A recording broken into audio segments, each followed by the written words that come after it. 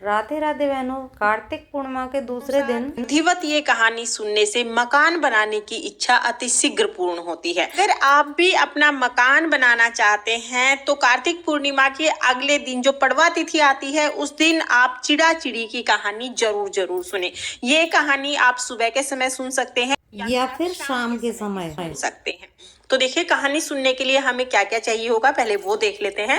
सबसे पहले तो हमें 1 लोटा जल चाहिए होगा। उसके साथ ही हमें 5 घी के दीपक चाहिए होंगे। तो ये हमने 5 दीपक ले लिए हैं। घी के दीपक लेने हैं या आप तिल के तेल के दीपक ले सकते हैं। इसके साथ ही हमने यहाँ पर देखिए मकान बनाने के लिए आटा ले लिया है। आटे से हम अपना मकान बनाएंगे। जैसा भी मकान आप बनाना चाहें वो हम बना लेंगे। इसके साथ ही प्रसाद के लिए हमने यहाँ पर खील पताशे लिए हैं। भोग के लिए खील पताशे हमें लेने हैं और दान करने के लिए हमें खिचड़ी लेनी है। तो मूंग चावल की खिचड़ी हमें यहाँ पर दान करनी होती है। तो खिचड़ी आप कम या ज्यादा कितनी भी अपने सामर्थ्य के अनुसार ले सकते हैं। ये रोली हमने ले ली है और यथासंभव आप दक्षिणा ले लीजिएगा। इसके साथ ही हमें थोड़ा सा गुंदा हुआ आटा चाहिए होगा चिड़ा चिड़ी बनाने के लिए, और इस आटे में हमें नमक नहीं डालना है, जरा सा ही आटा हमें लेना है। तो ये सारी सामग्री हमें चाहिए होगी चिड़ा चिड़ी की कहानी सुनने के लिए। आप चिड़ा चिड़ी की कहानी मंदिर में जाके भी सुन सकते हैं या आप चाहें तो अपने घर पर भी आप चिड़ा चिड़ी की कहानी सुन सकते हैं। तो देखिए, घर पर अगर आप कहानी सुन रहे हैं तो आप अपने घर के आंगन में, आपके घर में जो पूजा घर है उसके सामने यानी अपने मंदिर के सामने या फिर बालकनी में भी ये कहानी सुन सकते हैं। जहां भी आप कहानी सुनेंगे उस जगह को अच्छे से पहले हम साफ कर लेंगे। जगह को साफ करने के बाद वहां पर फिर हमें मकान बनाना है। तो देखिए, आटे से हम मकान बनाएंगे।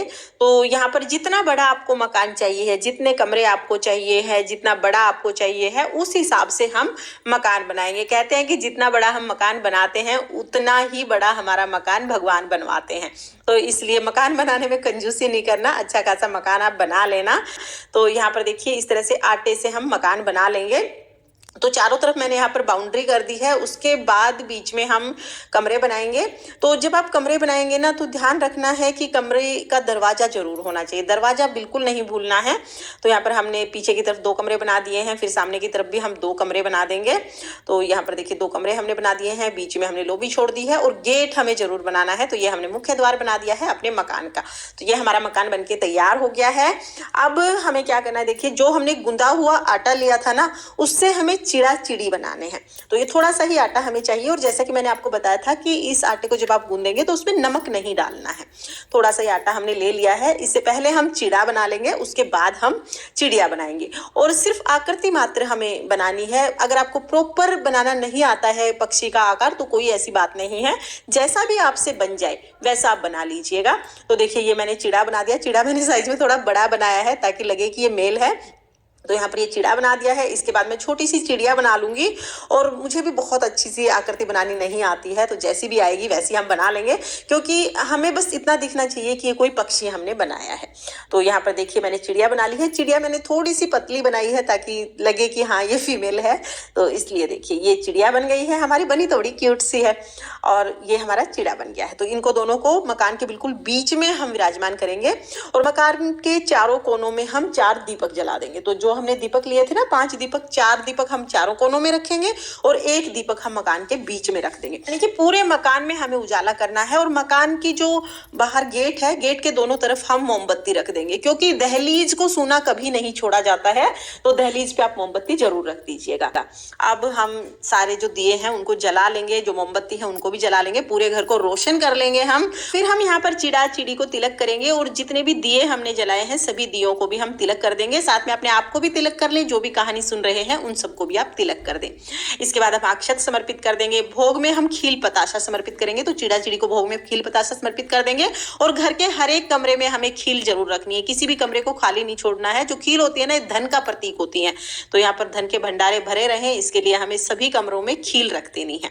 तो खील हम यहाँ पर रख देंगे। अब हम भोग के रूप में खील समर्पित कर देंगे, खिचड़ी हम समर्पित करेंगे, साथ में हम दक्षिणा समर्पित कर देंगे और उसके बाद फिर हम चिड़ा चिड़ी की कहानी सुनेंगे। तो ये सभी चीजें हम मकान के साथ में ही रख लेंगे। तो साइड में हमने रख दी हैं। अब हम 1 लोटा जल लेंगे, अपने हाथ में हम थोड़ी सी खील ले लेंगे, क्योंकि कभी भी कोई भी कहानी खाली हाथ नहीं सुनते हैं, इसलिए हम थोड़ी सी खील अपने हाथों में लेकर अब हम चिड़ा चिड़ी की कहानी सुनेंगे। तो चलिए कहानी सुनते हैं।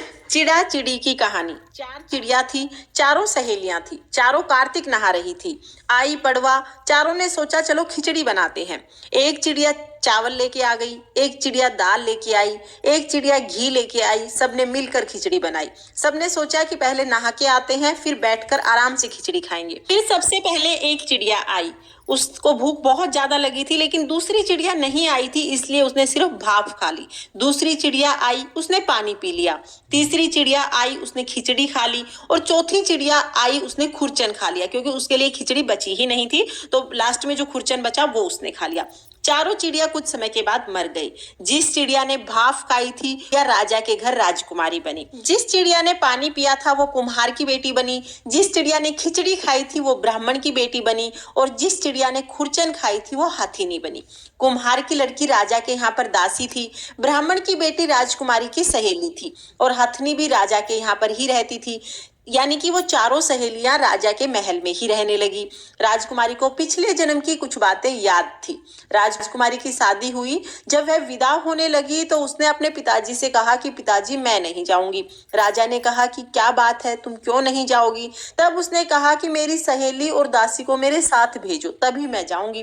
राजा ने कहा कि चलो सहेली और दासी को ले जाओ। राजकुमारी ने कहा कि मैं तो नहीं जाऊंगी। राजा ने कहा कि अब तुम्हें क्या चाहिए? तब राजकुमारी ने कहा कि मुझे तो हथनी चाहिए।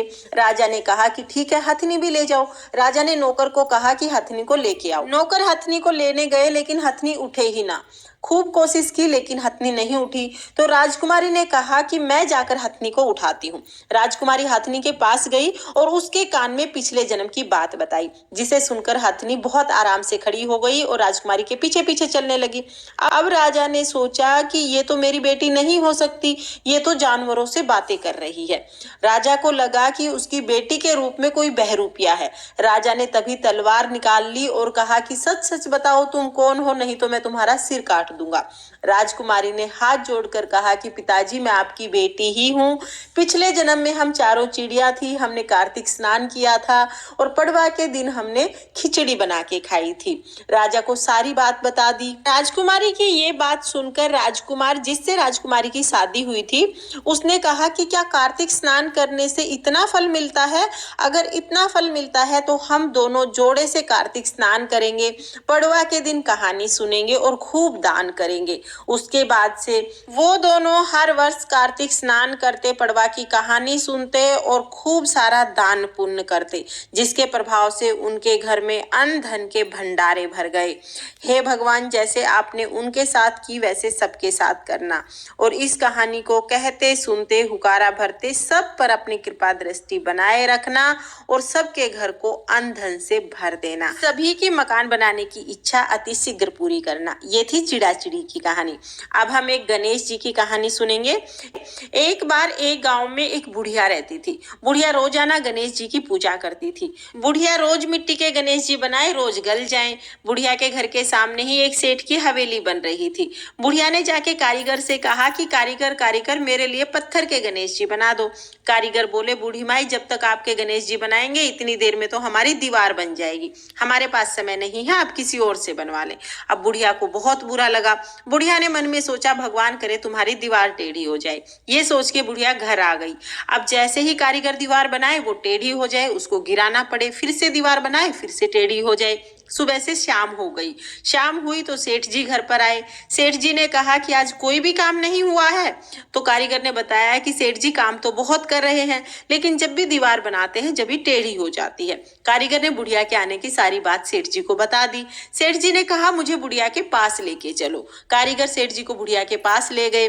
बुढ़िया के पास जाकर सेठ जी ने हाथ जोड़ के कहा कि हे बूढ़ी माई, हम आपके पत्थर के नहीं सोने के गणेश जी बनवा देंगे, आप हमारी दीवार सीधी करा दो। गणेश जी महाराज तो सब कुछ सुन ही रहे थे। जैसे ही सेठ जी ने ये बात कही, गणेश जी ने उनकी दीवार सीधी कर दी। सेठ जी ने भी बुढ़िया के लिए सोने के गणेश जी खड़वा के दिए। हे गणेश जी महाराज, जैसे आपने सेठ जी की दीवार सीधी की वैसे ही सबके सब कार्य सीधे करना, सारे काम सीधे करना, और जैसे बुढ़िया की मनोकामना पूरी की वैसे ही सबकी मनोकामना पूरी करना।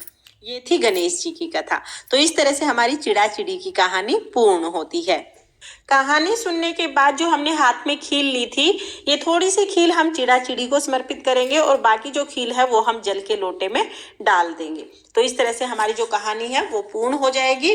कहानी सुनने के बाद जो जल का लोटा है, ये अगर आपने सुबह कहानी सुनी है तो सूर्य देवता को अर्घ दे देंगे, अगर आपने शाम को कहानी सुनी है तो चंद्रमा को हम अर्घ दे देंगे। जो हमने खिचड़ी रखी है मूंग चावल की, ये खिचड़ी और दक्षिणा हमें दान करनी है। आप चाहे तो मंदिर में पहुंचा सकते हैं या किसी भी गरीब को आप ये खिचड़ी दान दे सकते हैं। तो ये वाली खिचड़ी तो आप दान दे देंगे। उसके अलावा आपको पड़वा के दिन घर पे खिचड़ी जरूर बनानी है। अपने ठाकुर जी को भी आप खिचड़ी का ही भोग लगाएंगे और आप खुद भी खिचड़ी इस दिन जरूर खाएं। कथा में आपने सुनाई है कि खिचड़ी खाने का कितना महत्व होता है इस दिन, तो घर में सभी को आप खिचड़ी खिलाएं। उसके साथ ही जो भी आपने खील पताशे लिए हैं, ये प्रसाद के रूप में सबको आप बांट देंगे। तो इस तरह से हमें ये सारा सामान उठाना है। ये देख लेते हैं कि जो मकान हमने बनाया है इसको कब उठाना है। तो अगर आपने सुबह कहानी सुनी है तो शाम को आप ये मकान उठा सकते हैं, और अगर शाम को कहानी सुनी है तो अगले दिन सुबह आपको ये मकान उठाना है। जब दिए शांत हो जाएंगे तो दिए हम उठा लेंगे, अब सिर्फ मकान रह जाएगा। तो जैसे मैंने आपको बताया, अगर आपने सुबह कहानी सुनी है तो शाम को आप उठाएंगे, अगर शाम को कहानी सुनी है तो अगले दिन सुबह आपको मकान हटाना है। तो जब आप मकान उठाएंगे उस टाइम पर आप चिड़ा चिड़ी और जो जितना भी आटा है ये सारा इकट्ठा कर लेंगे। तो ये सारा आटा इकट्ठा करने के बाद हमें ये सारा आटा चींटियों को खिला देना है। जहां पर भी चींटियों का बिल है या जहां पर भी आपको लगे कि किसी पेड़ के नीचे जहां पर भी चींटियां हैं वहां पर आप ये सारा आटा डाल सकते हैं। तो आप मछलियों को भी ये आटा खिला सकते हैं। तो इस तरह से हमें सारा आटा उठा लेना है। कपड़े से ही हमें इसे उठाना है, झाड़ू से नहीं साफ करना है। तो कपड़े से अच्छे से हम इसको साफ कर लेंगे। तो भाई कार्तिक पूर्णिमा के अगले दिन हमें चिड़ा चिड़ी की कहानी कैसे सुननी है, कौन सी कहानी सुननी है, हमें मकान कैसे बनाना है और बाद में सारे सामान का क्या करना है, ये संपूर्ण जानकारी मैंने आपको दे दी है। आई होप आपके सारे डाउट्स क्लियर हो गए होंगे। लेकिन अगर फिर भी कोई डाउट है तो आप कमेंट करके पूछ सकते हैं, मैं रिप्लाई करने की हो। तो प्लीज वीडियो को लाइक कर देना और चैनल को सब्सक्राइब कर लेना। जय श्री कृष्णा, राधे राधे।